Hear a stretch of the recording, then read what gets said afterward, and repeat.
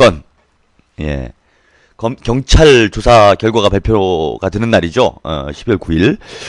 아직 뭐, 언론 보도는 지금 나오진 않았습니다. 예, 나오진 않았는데, 뭐, 대략 예상되는 건 있죠. 예, 예상되는 건 있습니다. 예상되는, 수는, 누군가, 술 처먹다가 욱하는 심정으로, 일을 쳤다. 뭐, 이런 쪽으로, 예, 좀 정리가 되지 않을까. 뭐, 이렇게 뻔히 보이는 지금 상황인데, 요거 지금 상황이, 예, 심상치 않게 가고 있어요. 예, 요게, 구급 공무원이 단독으로, 한 일이라고 보기에는, 지금 여러 가지 정황이, 그렇게 믿고 싶어도, 믿을 수가 없는, 이런 상황이 지금 돼가고 있습니다. 이게 뭐 헌정사상 초유의 사태고요. 만약에 한나라당이 조직적으로 개입돼 있다거나, 청와대가 관여돼 있다라면은, 대통령이 자리를 내놓고, 한나라당이 해산을 해야 되는, 위헌적 사건이죠. 위헌적. 우리 공화국 체계, 헌법 체계를 정면으로 공격한, 야말로, 어마어마한 지금 사건이 터졌습니다. 예, 터졌어요. 그런데 지금 정황상, 여러 가지 정황들을 종합해 보면은, 한나라당이 조직적으로 개입돼 있을 가능성이 매우 높다라고 볼 수밖에 없고, 지금 청와대도, 그로부터 좀 자유롭지 않다. 예, 이런 좀 상황이 되고 있는 것 같습니다. 요거 지금 그냥 넘어갈 일이 아닌 것 같아요. 오늘 뭐 경찰 조사 결과야 뻔한 거고, 예, 뻔한 거고, 뭐 답이 다 정해져 있는 거 아니겠습니까? 예, 조현호 총장님께서, 뭐, 어떤 답을 내실지는, 안 봐도 비디오인 거고, 예, 이제 검찰 조사로 넘어가게 돼 있어요. 예, 근데 뭐 검찰 조사로 넘어가면 답은 더 뻔한 거죠. 예, 뭐 검찰에 대해서는 뭐 우리가 여러 말 할 필요가 없지 않겠습니까? 예, 어떤 세력인지 그동안 많은 경험을 해왔기 때문에, 요 배우를 밝히는 문제, 사건의 실체를 밝히는 문제, 지금 경찰과 검찰에만 맡길 문제가 아니다. 예, 우리 국민들이 나서야 될 상황이 아닌가, 이렇게 봅니다. 그래서 오늘 땡방뉴스는요, 요 주제를 중심으로 해서, 요거 뭐 얘기를 안 할 수가 없습니다. 그죠?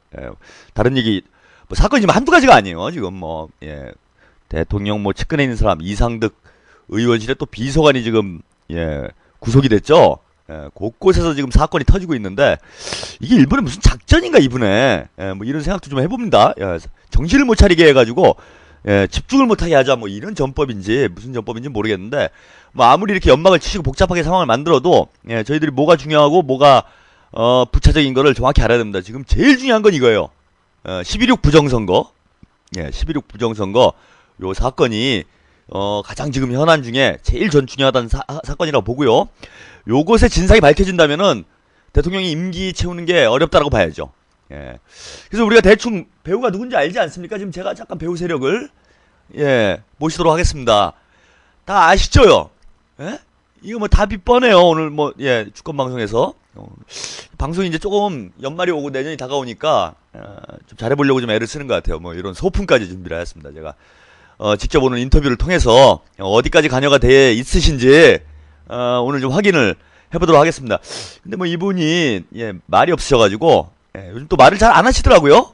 예, 뭐 불리하다 이렇게 싶으신 건지 말을 잘 안 하시는데, 하여튼 제가 오늘 최대한 한번, 예, 특별 인터뷰로, 끝까지 파헤쳐가지고, 이 디도스 사태 본질이 어딘지 이야기 좀 나눠보도록 하겠습니다. 오늘도 그 대통령이 떴다. 이제는 뭐 자포자기 하신 것 같아요. 예, 지난주에도 제가 말씀드렸지만은, 이제 뭐 막 가는 인생이다. FTA도 통과됐고, 난 할 일을 다 했다. 예, 그래서 이제 퇴임 준비를 하자. 어떻게 하면 감옥에 안 갈까? 뭐 이런 쪽으로 좀 고민이 많으시다 보니까 요즘 거의 뭐 일을 안 하십니다. 예, 일을 안 하시고, 얼리버드도 안 하시고, 그러셔서 지금 뭐 방송하기 상당히 어려운데, 오늘도 대통령이 떴다가 좀 준비가 안 돼 있어요. 네, 준비 안 돼 있습니다.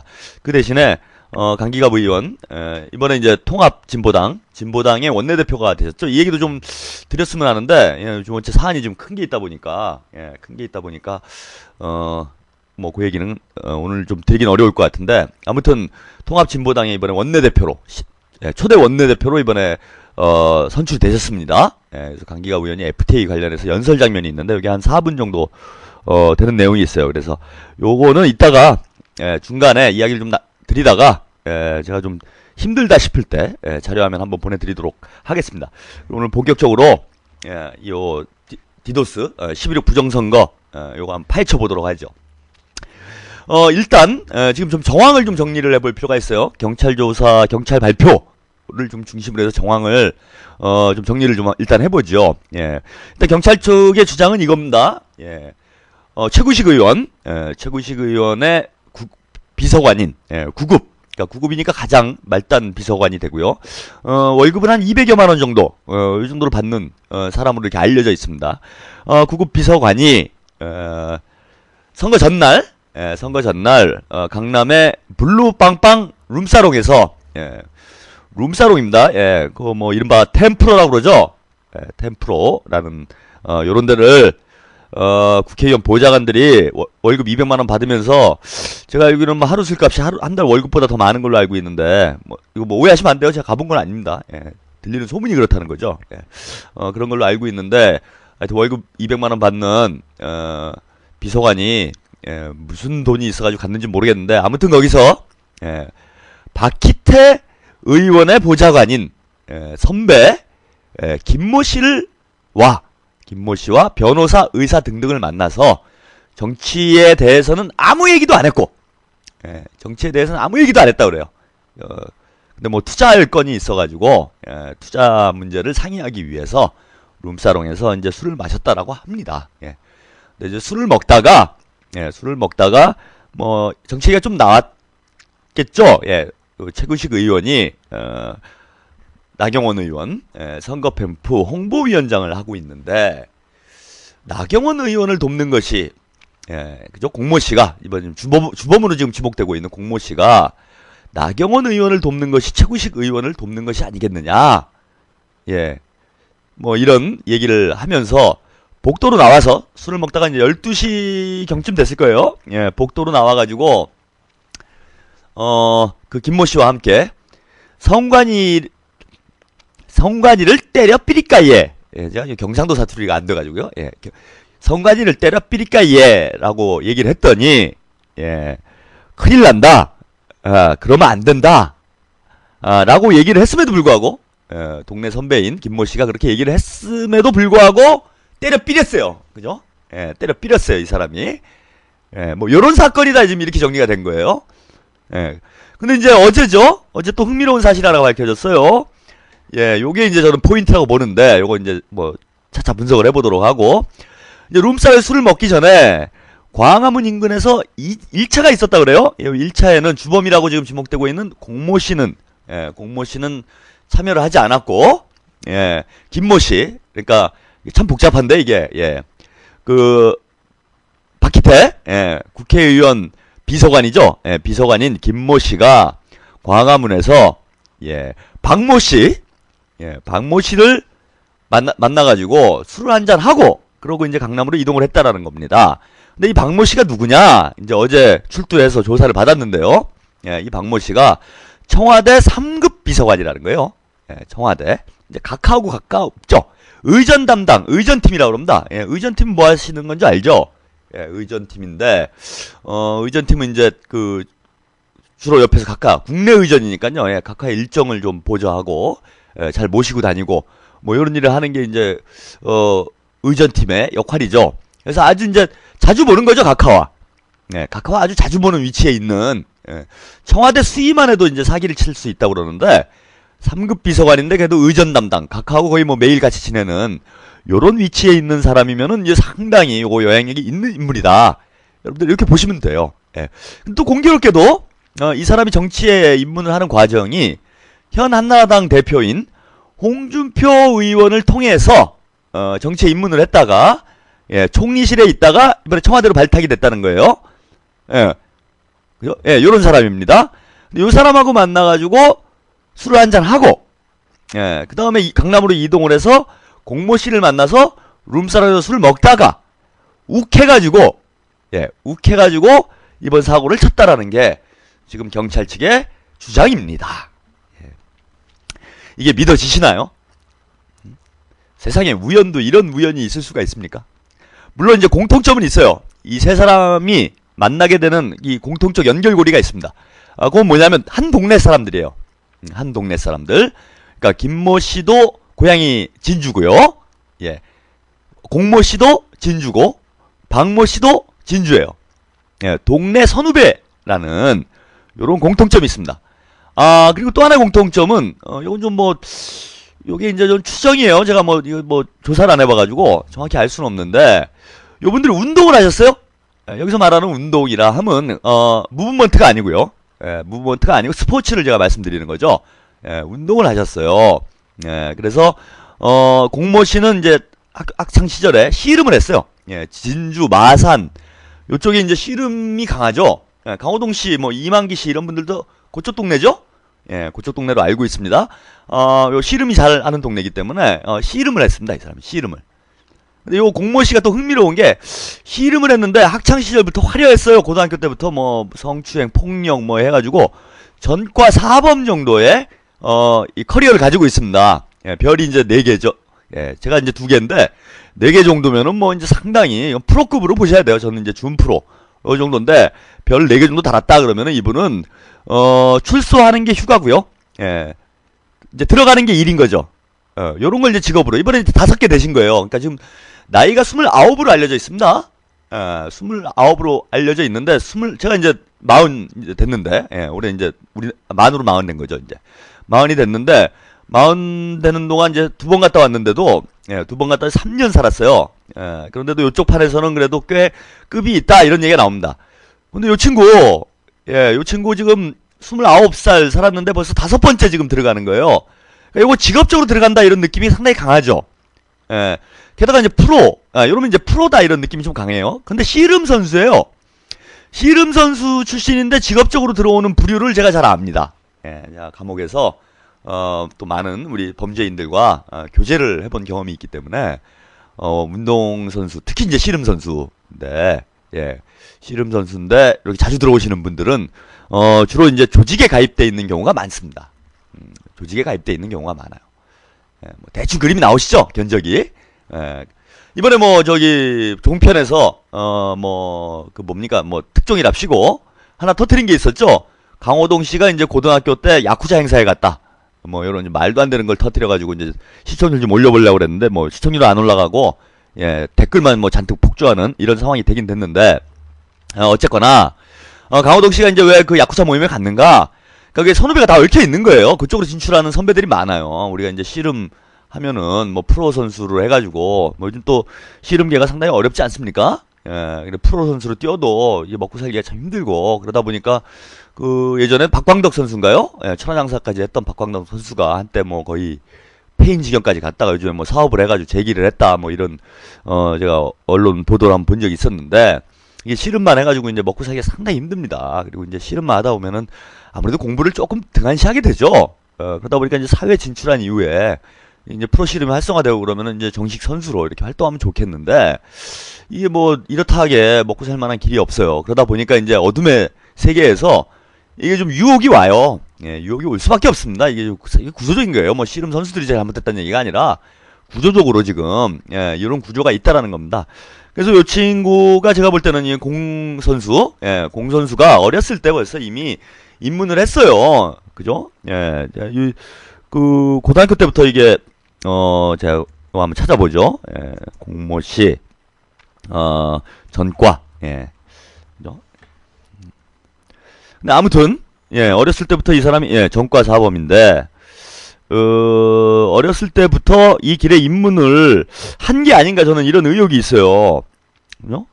예, 뭐 여러 가지 정황상, 그리고 이제 이게 또 논란이 되고 있는 건 뭐냐 하면은, 이제 국회의원 보좌관을 하려면 제가 알기로는 전과가 있으면 못하는 걸로 알고 있습니다. 예, 그 국가 공무원이기 때문에, 전과가 있으면은 그 결격 사유가 돼요. 그래서 저도, 야, 이거 빵에 갔다 오냐? 그 국회의원 한 보좌관이라도 한번 해볼까? 그러고 저 기웃기웃 해봤는데, 안 돼요. 예, 뭐 저 같은 경우는 안 됩니다. 뭐 이미 저는 뭐 이미 저 집행유예 기간이고, 예, 자격전직이기 때문에 뭐 그래서 안 되는 것도 있지만은, 요런 이제 그 전과 기록, 조회 이런 게 다 이루어진다는 거예요. 예? 그럼에도 불구하고, 예, 그럼에도 불구하고 이 사람이 어떻게 보좌관으로 발탁이 될 수가 있느냐? 예? 잠시 이 사람의 저기 경력을 한번 볼까요? 예, 진주 진양고를 졸업을 했고요. 2003년도에 경산대에 입학을 했어요. 예. 근데 이제 2학년까지 다니고 학교 등록을 안 해가지고 제적이 된 상태. 그러니까 대학을 졸업을 못한 거네요. 제가 보기엔 이제 고졸 출신 보좌관이 국회에 얼마나 있는지 모르겠는데, 대학을 제적당한, 이런 사람임에도 불구하고, 뭐, 국회의원 보좌관 꼭 대졸만 해야 된다, 뭐, 이런 건 없습니다. 없긴 하지만은, 통례적으로 이제 국회의원들이 아무래도 머리 쓰는 일을 많이 하기 때문에, 대졸 출신들이 이제 뭐, 다수를 차지할 수밖에 없는 구조적 상황이 있죠. 그럼에도 불구하고, 이 사람이, 하여튼 제적이 됐다. 이런 거고요. 진주 남중학교 시절에 씨름 선수로 활동을 했고, 예, 아주 덩치가 좋다. 예. 그렇고요. 고등학교 시절에 이제 인연이 있었던 사람과의 인터뷰가 있어요. 이거 민중의 소리에서 이제 요거 특정 보도를 했는데, 이 공모 씨가 진주에서 조직이라고 해야 되나? 그런 데 속해 있었다. 고등학교 때 같이 놀던 친구들 중에 그런 쪽, 조폭 쪽이죠. 으로 간 애들이 몇 명 있는데 그 중에 한 명이었고, 조직 생활 하다가 여기저기 떠도는 와중에 최구식 선거운동을 도와주고 그걸 계기로 비서로 채용된 걸로 알고 있다. 그러니까 뭐 확인이 돼요. 그죠? 뭐 제가 예, 또 다른 친구도 폭력 조직에 이렇게 이제 가담을 했었던 또 김모 씨라는 분하고 또 인터뷰가 있는데, 공모 씨는 동네 건달이었다. 예, 요런 또 이게 또 증언이 있습니다. 예, 증언이 있어요. 근데 아무튼 요렇게 지금 여러 가지로 볼 때 조폭이라고 매우 의심스러운 사람이 국회의원 보좌관을 한다는 것도 좀 이상한 일이고, 근데 어쨌건 간에 국회의원 보좌관을 했다 이거예요. 그리고 박모 씨 어제 이제 조사를 받은 거죠. 청와대 3급 비서관. 이 박모 씨도 좀 상당히 좀 의심스러운 이런 경력을 뭐 좀 가지고 있는데, 예, 무에타이의 이제 고수다 이렇게 알려져 있어요. MB 경호원으로 이제 이렇게 발탁이 돼가지고, 예, 홍준표 의원한테 발탁이 돼가지고 MB 경호원까지, 그러니까 대선 후보 시절에 우리 각하 경호를 맡았던 그런 인연으로 해가지고 청와대 의전 담당으로 들어간 요런 케이스라고 합니다. 근데 이렇게 한 동네에 무인들이 많지 않잖아요. 뭐 진주가 제가 얼마나 큰지는 잘 모르겠는데 뭐 한두 번 가봤는데 뭐 그래 큰 동네는 아니에요. 예, 그래 큰 동네는 아닙니다. 근데 뭐 동네 무인이래봐야 뭐 뭐 얼마나 되겠어요. 그죠? 뭐 무에타이 고수, 씨름 선수, 요런 분들이 뭐 다 해봐야 뭐 그렇게 많지 않을 텐데, 요런 분들이 모여가지고 이렇게 친분을 다진다. 그리고 한쪽 분야로 이렇게 진출이 돼 있다. 요거 좀 이상한 거죠. 게다가 동네 선후배고. 응? 근데 이런 분들이 그 바쁜 날, 선거 전날, 잘 보십시오. 각자의 인물들의 상황을 좀 놓고 보면은, 공모씨, 그날 그러니까, 밤에 룸사롱에 앉아가지고 새벽까지 퍼마셨다 이런 얘기인데, 공모씨가 운전기사라고 그랬어요. 그죠? 예, 운전기사라고 뭐, 최구식 의원실 쪽에서는 이렇게 주장을 하고 있습니다. 운전기사라 칩시다 그러면은, 최구식 의원이, 나경원 선거 캠프, 예, 나경원 의원실, 나경원 의원실이 아니죠. 나경원 선거 캠프 홍보위원장을 했어요. 그럼 선거 전날인데 상당히 바빴겠죠. 예? 마지막으로 이제 저도 학교 선거나 이런 걸 좀 나가봐서 하는데, 선거 뭐 끝나기 한두 시간 전에 마지막 이제 뭐 총력을 다합니다. 예, 총력을 다해야 돼요. 그리고 언론이 이렇게 막 관심을 많이 갖기 때문에 이제 마지막 그림을 내보내야 되잖아요. 언론사 입장에서도 이제 내일이면 선거가 되기 때문에 마지막 그림을 내보내야 되기 때문에 언론사들이 이제 0시까지 뭐 쫙 달라붙습니다. 쫙 달라붙어요.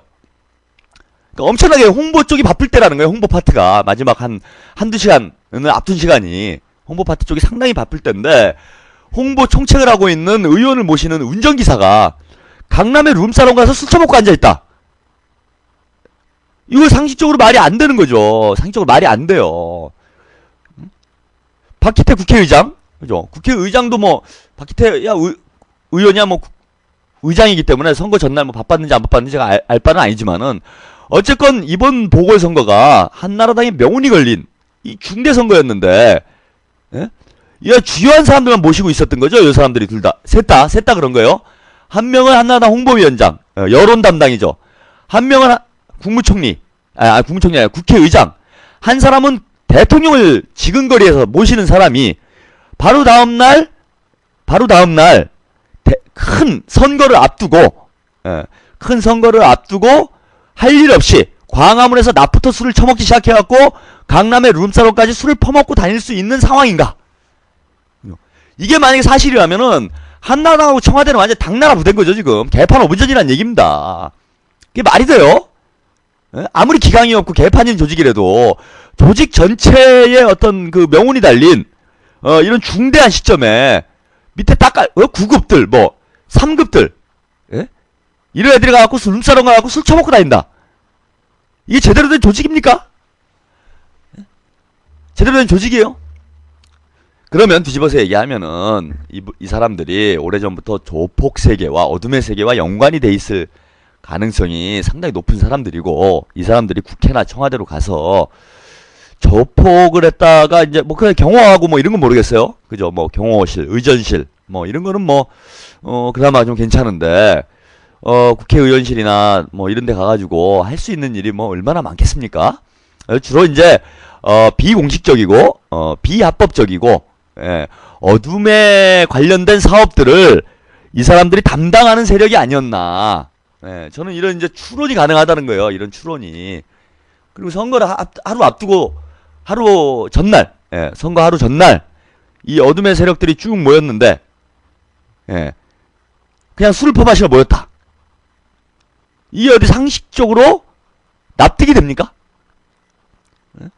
술 먹다 보니까 또 술 먹다 보니까 나경원 뭐 그런 지금 뭐 제가 SNS를 보니까 뭐 그런 글들이 좀 돌아다니던데, 나경원 후보가 이쁜데 이럴 수가 있냐 뭐 이러면서 흥분한 공모 씨가 복도에 나가가지고 때려 삐릴까 얘 뭐 이런 얘기를 했다라는 지금 보도가 나오고 있는데, 뭐 나경원 의원이 얼마나 이쁘길래 도대체 뭐 제가 직접 보진 못해가지고 잘 모르겠는데, 하여튼 뭐 TV를 보면 다 기본 견적은 나오잖아요. 뭐 1억을 쳐발라놔도 제가 보니까 뭐 그닥 미인이다 이렇게 얘기를 할 수가 없는 인물인데, 뭐 아무튼 나경원 의원이 너무 이뻐가지고, 전 의원이죠 이제, 나경원 씨가 너무 이뻐가지고 이런 이쁜 사람이 반드시 서울시장이 돼야 된다, 이런 충동이 불러일으켜져가지고 갑자기 이제 필리핀에 있는 친구들한테 전화를 해가지고, 야 좀비 PC 1500대만 준비시켜, 밤 12시에 그래서 다음날 아침에 일을 치렀다라는 게, 그죠? 이게 말이 됩니까 상식적으로? 도저히 납득할 수 없는 일이 벌어진 거죠. 이걸 경찰이 지금 오늘 조사 결과랍시고 이걸 지금 발표를 한다는 거예요. 뭘 조사한 건가요? 좀 조사한 게 뭔지를 좀 이렇게 그냥 상식적으로만 따져봐도 지금 의혹이 명백한데, 이게 공시의 단독 범행이다. 이렇게 지금 끝날 수 있는 문제인가? 적어도 김, 박 이 세 사람은 공모의 가능성이 지금 상당히 높은 거 아닙니까? 공모의 가능성이 상당히 높아요. 근데 뭐 조사나 한번 하고 이러고 지금 경찰에서 덮으려고 하고 있는데, 이게 우리 국민들이 납득할 수 있는 일인가? 저는 궁금합니다. 자료화면 잠깐 보고요. 이야기를 이어가도록 하죠. 지금 한 절반 정도 시간 지났으니까요. 지금쯤 자료 한번 나가보도록 하겠습니다. 강기갑 의원 연설 화면이 좀 준비되어 있는데요. 오늘 FTA 관련된 거죠? FTA 오늘 내용을 못 보내드리기 때문에 요 강기갑 의원 연설로 대신 내용을 좀 대신하도록 하겠습니다. 연설 한번 좀 같이 보시죠. 하고 계십니다. 우리 강달프 의원님을 큰 박수로 모십니다.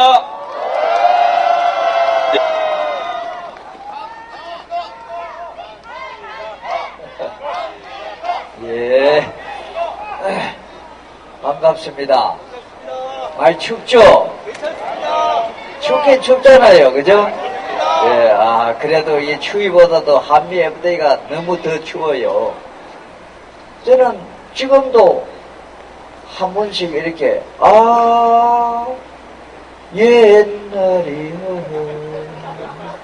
옛날이 그리워. 그런 노래가 자꾸 절로 나오거든요. 아마 여기 오신 분들 다들 그런 세상을 원하고 위해서 더 이상 물질 만능 일왕 천금 풍요롭고 편리하지만 이렇게 양극화에 신음하고 갈등하고 부와 다툼 지긋지긋한 경쟁의 세상으로 몰아넣어서 필리핀 부익부 양극화에 이 질곡 속에 우리가 다투고 싸우고 갈등하고 이런 세상이 우리에게 행복을 갖다 줄 수 없다는 것을 깨달은 사람들이 바로 촛불을 들은 촛불 국민이다. 맞지 않습니까? 공부 많이 하신 분들이 한미FTA 바로 양극화의 재앙을 선택한 거라고 봅니다. 이미 미국은 이 행법 자체가 한미FTA하고 미국의 이 행법 102조와 우리 한미FTA의 11장 완전히 충돌합니다. 그렇기 때문에 미국은 우리가 검령을 조그만 눈을 뜨면은 하원 상원에서 통과됐던 이 행법은 다시 고쳐가지고 통과시켜야 위반이 안 되는 겁니다. 이 행법이 한미 FTA 협정문하고. 그래서 우리가 투쟁만 잘하면은 미국 이 행법은 새로 뜯어 고쳐가 하원 상원 통과시켜야 되는데 그 미국이 할라 그러겠습니까? 안 하면 이거는 완전히 위배되는 것이기 때문에 무효다 이 말입니다.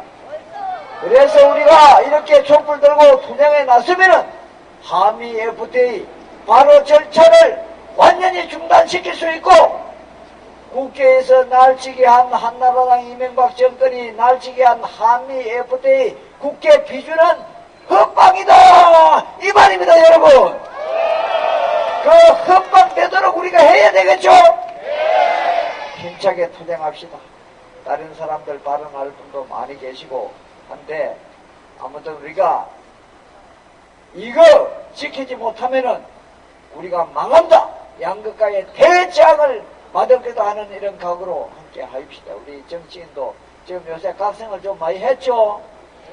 그래가지고 여러분들과 함께 끝까지 투쟁해서 내년 4월 12월 입법부 여기에 권력 행정권 권력 확실하게 심판해서 정권 교체해가지고 이명박 정권들 싹 맛 좀 보이고 우리 함께 사는 그런 좋은 좀 힘들지만은 그래도 좀 우리가 웃으면서 어깨 걸고 사는 그런 세상 한번 만들어 봐야 되지 않겠습니까?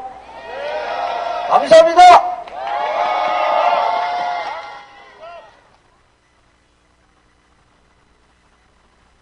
예. 더 큰 방송 사고가 있었네요. 죄송합니다. 이상한 소리가 좀 나왔는데, 제가 마이크를 안 올리고,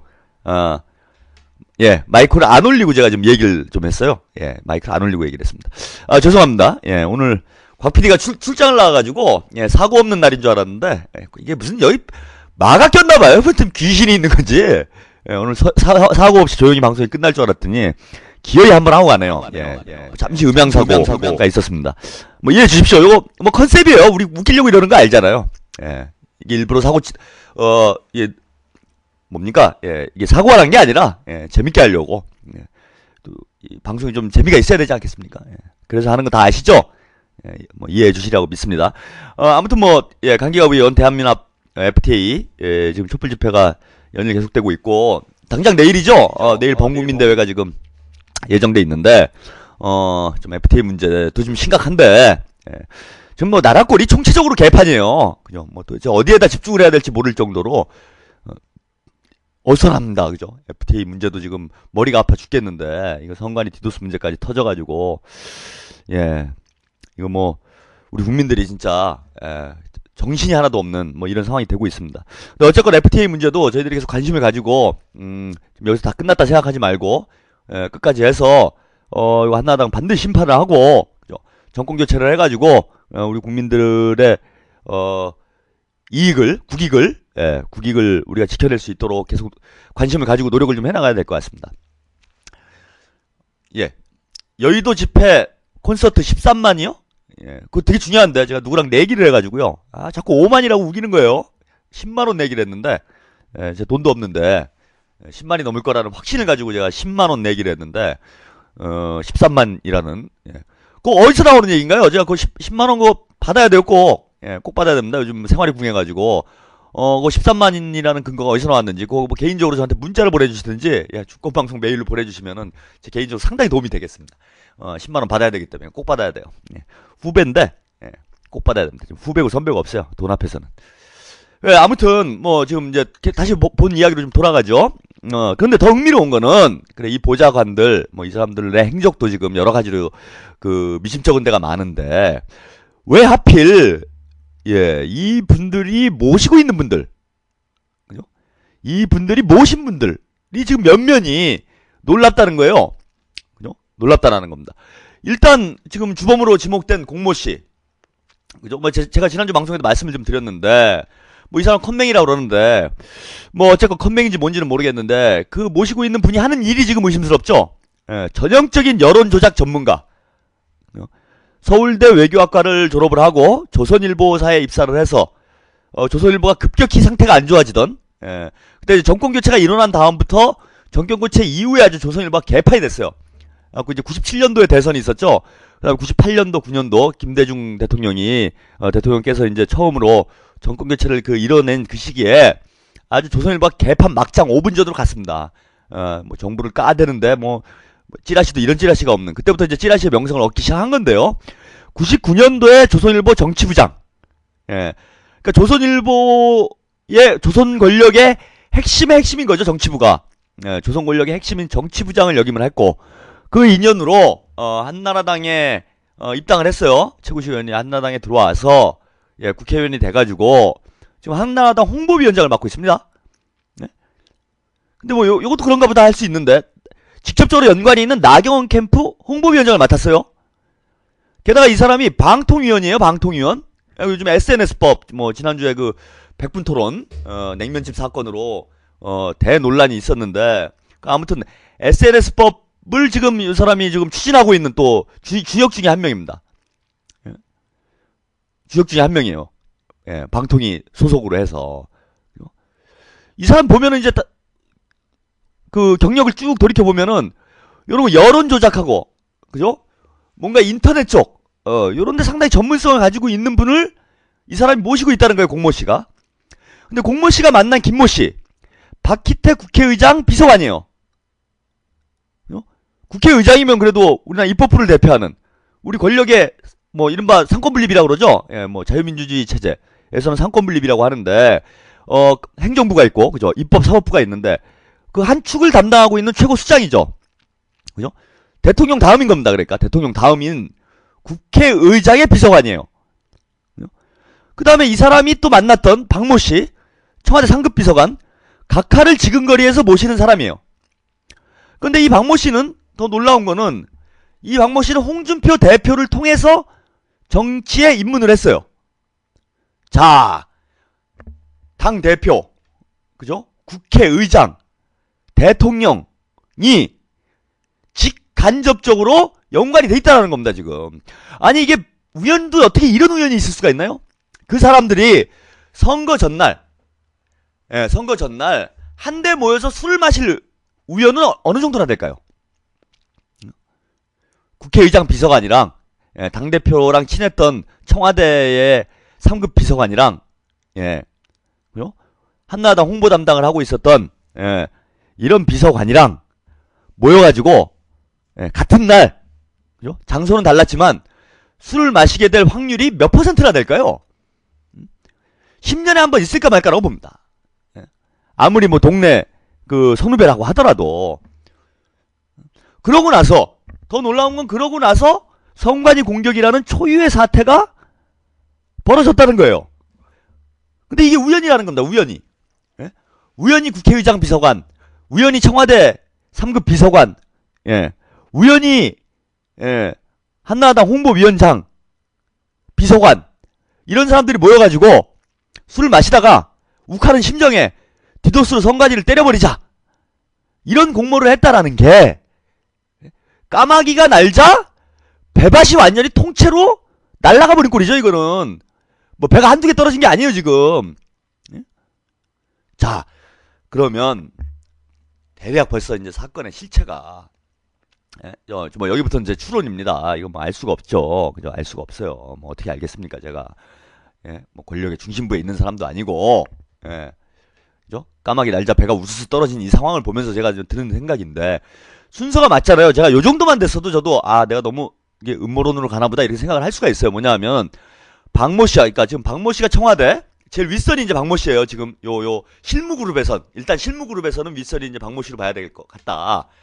박모 씨와 그 중간 책인 김모 씨, 그러니까 박모 씨는 청와대 상급비서관, 김모 씨는 박기태 의원 실 비서관, 그다음에 이제 공모 씨는 최구식 의원실 비서관. 이렇게 이제 세 사람인데 나이도 그렇고요. 선후배 관계를 봐도 그렇고 직위를 봐도 그렇고, 그죠? 제일 위가 박, 밑에 바로 밑에가 김. 그 바로 밑에 맨 말달에 있는 행동대장이겠죠, 그죠? 요거 뭐 이른바 이제 뭐 조폭식 용어로 하면은 이거 뭐 당구는 사람들, 그죠? 일선에서 뛰는 요런 이제 한번 이번에 내가 한번 큰 건 쳐가지고 나도 뭐 인생 역전 이뤄보겠다. 뭐 조폭 영화 보면 그런 거 많잖아요. 뭐 옛날에 그 뭡니까 그런 뭐 초록 물고기나 그런 거 보면 뭐 대략 그런 거잖아요. 말달에 있던 조폭이 큰 거 한번 저지르고 뭐 바에 가서 몇 년 살고 나오면은 이제 뭐 조직에서 한 자리 주죠. 그러니까 제일 말단에 있었던 공무원은 이제 29이고, 뭐 변별한 대학도 졸업을 못하고 뭐 변별한 것도 없고 월급 200만 원 받고, 나도 한번 인생 떠보고 싶다 이런 욕망이, 출세하고 싶다 이런 욕망이 큰 나이죠. 그 나이가 되면은 그 나이가 되니까 뭔가 공을 세워가지고 나도 내가 몇 년 살다가 나와서, 그지? 몇 년 살다가 나와가지고 갔다 오면은 나도 우리 청와대 박모 형님처럼 청와대 상급 비서관도 갈 수 있다. 뭐 그런 대화들이 오고 갔을 거 아니에요. 룸사롱에서. 가서 한 2년만 조용히 쉬다 와라. 내가 이번에 한번 저지르고 갔다 오면은 우리가 다 봐줄게. 다 어르신들하고, 이제 보통 어르신들이라고 얘기를 합니다. 영감님들. 영감님들하고 다 이거 얘기가 끝난 거다 우리가. 네가 한번 총대를 매라. 뭐 대충 이런 그림일 가능성이 상당히 높다는 거예요. 지금 정황상. 그러니까 박모가 김모를 만나가지고 일단 지시를 주고, 그죠? 이게 한꺼번에 만나면 안 돼요. 한꺼번에 만나면 완전히 그림이 나오죠. 요거는 이제 점조직이라고 그러죠. 요런 거 이제 점조직식. 저도 옛날에 운동을 해보고 그래가지고 요런 거 잘 압니다. 그죠? 점조직으로 이렇게 배치를 합니다. 이제 셋이 같이 모이면은 이거 완전히 그림이 나오죠. 조직이 나와요. 조직이. 조직표가 나오게 돼요. 행동대장 누구, 뭐 자금책 누구, 뭐 무슨 책 누구, 총책 누구, 뭐 그 위에 이제 총책 위에는 이제 지령을 주는 사람이 있죠. 요래갖고 이제 그림이 나오게 돼요. 반국가단체가 되는 거예요. 그래서 이제 점조직으로 만듭니다. 이렇게 한 명이 한 명을 만나고 한 명이 한 명을 만나게 되면은 그 윗선은 모르는 거예요. 그죠? 윗선은 안 털 일이죠. 그러니까 공이 박을 불 수는 없어요. 박을 이제 학교 선배니까 몇 번 만난 적은 있겠죠. 그런데 이제 박이 이걸 지시를 한 건지는 김은 알 수 있겠지만, 그죠? 공은 알 수가 없는 겁니다. 그래서 만에 하나 공이 가가지고 마음이 바뀔 수 있어요. 또 감옥에 가가지고, 감옥에 경찰에 가가지고 경찰들이 또 협박을 합니다. 네가 이번에 성관이를 건드렸는데 이거는 체제 전복행위야. 너 국가를, 너 체제를 전복하려고 그래서 국가 변란이야 이거. 너 잘못하면 한 7, 8년 살아야 돼. 그러면 이제 처음에 나온 얘기가 다르잖아요. 야, 너 이거 하면은 뭐 전기통신망법 위반 이런 거 해가지고, 근데 성관이니까 실형을 좀 받을 거고 한 1, 2년만. 너 아직 젊다. 29이다. 29이니까 아직 젊으니까 뭐 결혼도 안 했잖아 아직. 뭐 애인이 있는 걸로 알고 있는데 애인은 우리가 잘 돌봐줄게. 응? 그래서 한 1, 2년 쉬다 와. 그럼 넌 빵 뜨는 거야. 응?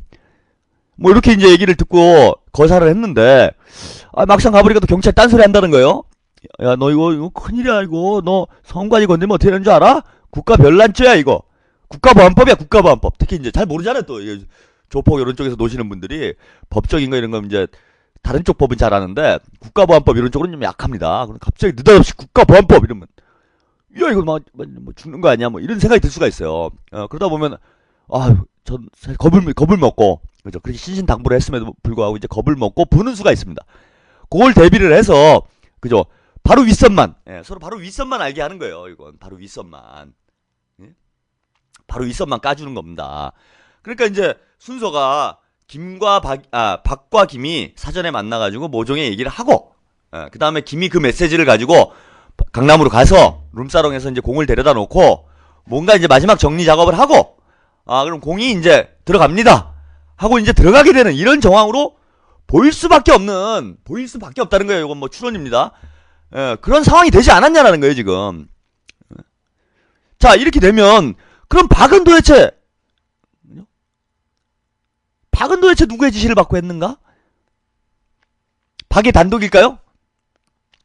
의전팀에 있으니까 각하 의전을 한번 잘해보고 싶다, 뭐 이런 어떤 욕망에 의해서 그랬을까요?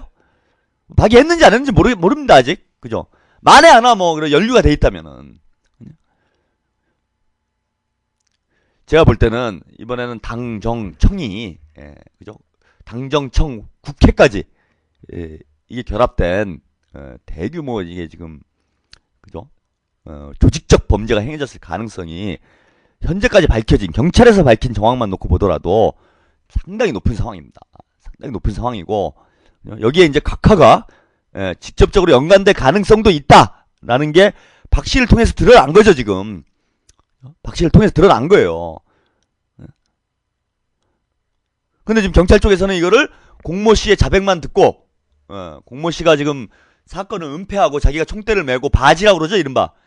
바지 역할을 하려고 이미 작심을 한 게 빤히 보임에도 불구하고 경찰에서는 공모 씨의 자백만 믿고 지금 그죠? 단독 범행으로 지금 발표를 지금 했는지 모르겠어요. 발표가 났는지 모르겠는데 발표를 지금 하려고 하고 있다라는 거예요. 이게 바보가 아닌 이상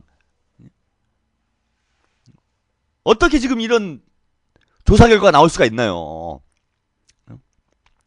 그래서 이제 검찰로 넘어가게 되는데 오늘 이제 검찰로 넘어가게 됩니다. 뭐 검찰에 대해서는 제가 뭐 여러 말 하지 않겠어요.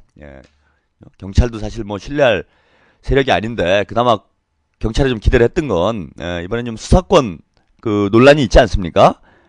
경찰과 검찰 사이에 수사권이 수사권 논란이 있는 이런 상황이고 경찰의 입장에서는 뭔가 이번에 실력을 보여줘서 그죠? 경찰에게 수사권을 줘야 된다라는 걸 국민들에게 뭔가 입증을 해야 되는 이런 아주 중요한 시기였습니다.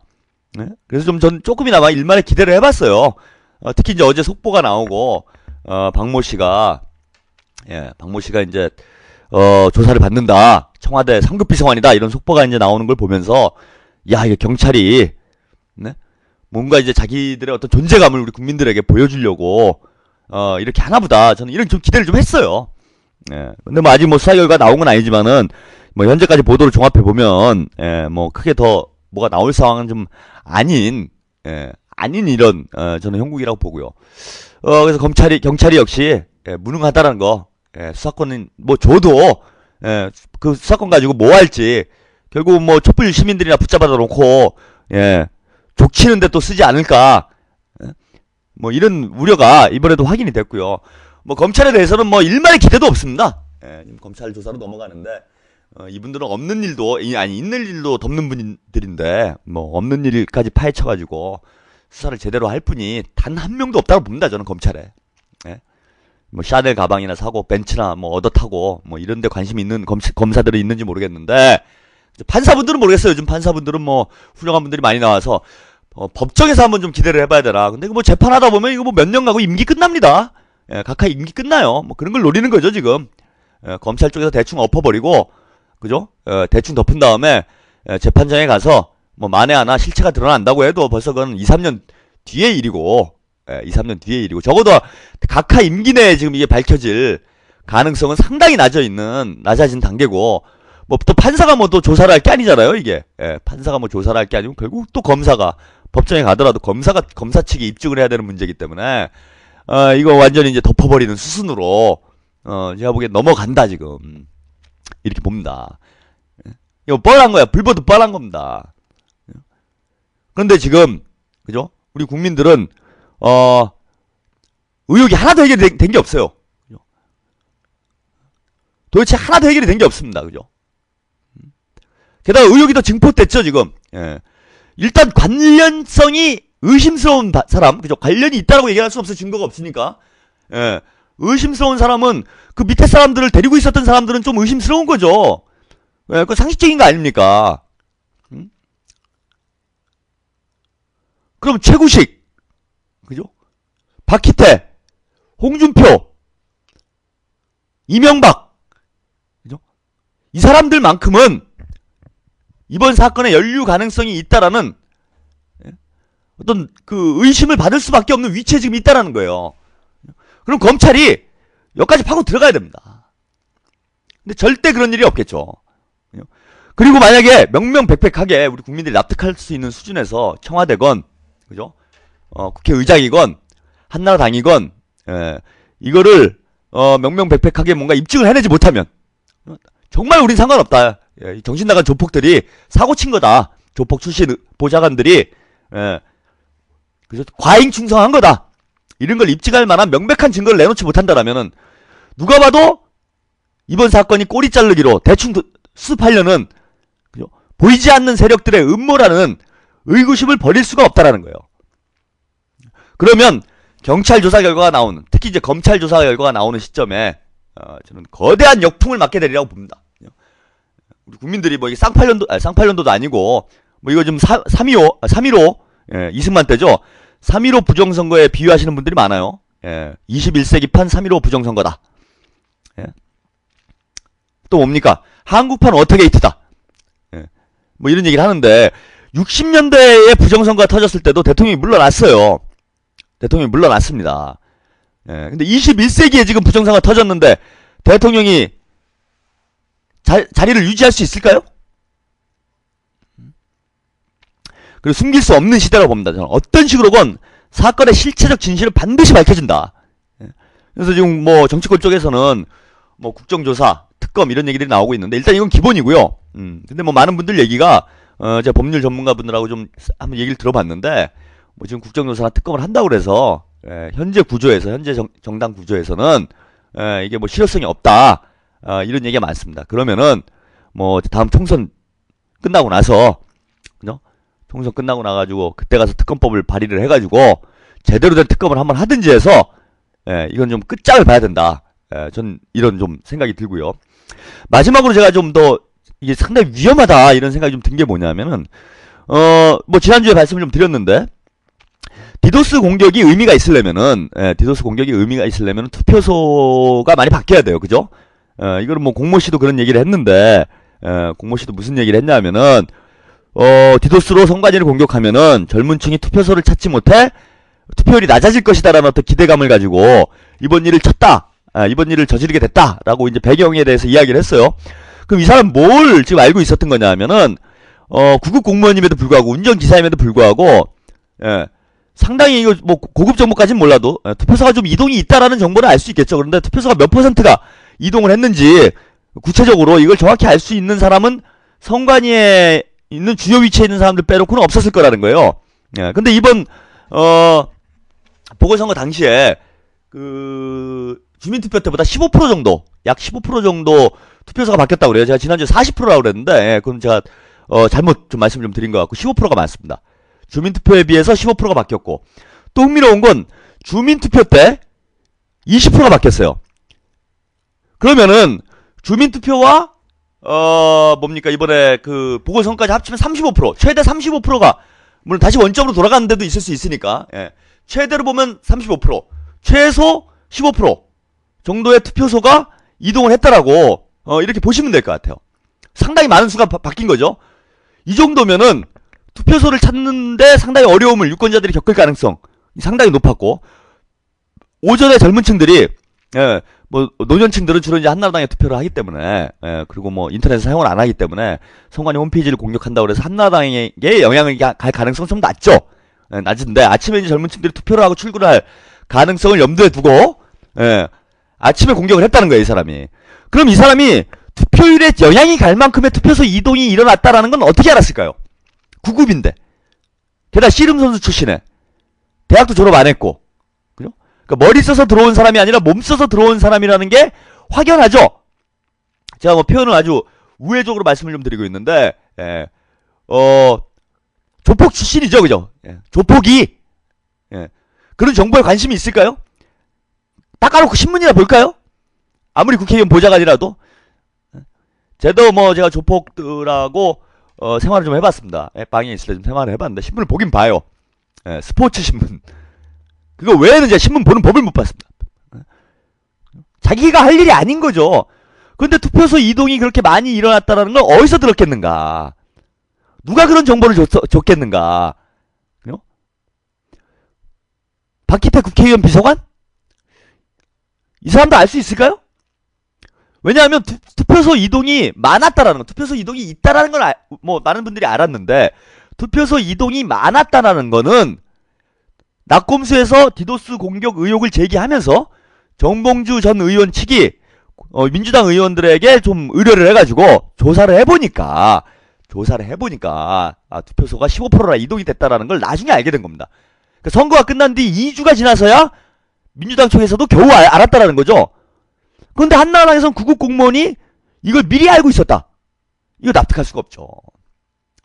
게다가 제가 이제 이게 더 중요하다고 보는데 의심스러운 건 뭐였냐면은 왜 주민투표 때 투표소가 이렇게 많이 바뀌었냐는 거예요. 왜 주민투표 때? 왜냐하면 주민투표 때는 투표를 거부했죠. 야권에서는. 그러니까 투표율이 낮아야 좋았고요. 야권에서는 투표율이 낮아야 좋았고 한나라당에는 어떻게든 투표율이 일단 높았어야 돼요. 그래서 투표가 성사가 됐어야 되거든요. 그죠? 33.3%를 넘었어야 되는 상황인데 투표소를 바꾸게 되면 아무래도 투표율에 영향이 가죠. 투표율이 떨어질 수 있습니다. 그죠? 투표를 못하는 사람이. 근데 문제는 보궐선거 때보다 오히려 자기들이 투표소를 바꾸면 불리했던 보궐선거 때 투표를 더 많이 주민투표 때 투표소를 더 많이 바꿨는데 그게 이유가 뭘까라는 의문점이 남습니다. 그러면 이번 디도스 공격은 뭐 저 추론이에요. 이제 방송이 거의 끝날 시간이 됐는데 제 추론인데 예행 연습의 가능성이 지금 상당히 높다는 겁니다. 주민투표와 보궐선거를 통해서 두 차례를 통해서 이 사람들이 모종의 예행 연습을 하고 있는 건 아닐까. 그리고 제가 이걸 왜 예행 연습이라고 의심을 하냐면은 2000년이죠. 미국 대선이 있었는데 선관위가 나서가지고 부정선거를 했던 유명한 선거로 알려져 있습니다. 플로리다 주에서 선관위가 투표용지를 안 보낸다든지, 그죠? 투표 명부에서 누락을 시킨다든지 이런 방법으로 선관위가 직접 나서가지고 부정행위를 저질러서 그죠? 부시가 선거에는 졌는데 대통령이 되는 초유의 사태가 벌어진 적이 있습니다. 미국에서. 전형적으로 미국식 수법이라는 거예요. 선관위를 이용한, 미국이 21세기에 지금 밀고 있는 거예요. 개발한 새로운 정치 공작 방법입니다. 이런 걸 지금 한나라당이 도용하려고 연구하고 있는 건 아닌지, 뼛속까지 친미인분들, 뭐든지 미국에서 수입해다 쓰시는 분들이 이제는 선거 부정까지 미국에서 수입을 해서 다음 총선 대선에서 절대 못 이기는 선거잖아요. 한나라당이. 모종의 음모를 꾸미고 있는 건 아닌지 상당히 의심스럽습니다. 우리가 이거 두 눈 부릅뜨고 봐야 돼요. 여기서 밀리면 총선 대선도 어떻게 될지 모릅니다. 이번 디도스 사건 12.6 부정선거 이거 국기문란 행위고요. 국가 변란 행위입니다. 체제 전복 행위예요. 끝까지 파헤쳐서 그 몸통 배우가 누군지, 그 한나라당의 음모가 뭐였는지 우리 국민들이 반드시 밝혀내야 됩니다. 그래야 총선과 대선에서 원만한 정권교체, 세력교체를 이뤄낼 수 있다. 저는 이렇게 봅니다. 오늘 땡방 뉴스는 여기까지입니다. 감사합니다.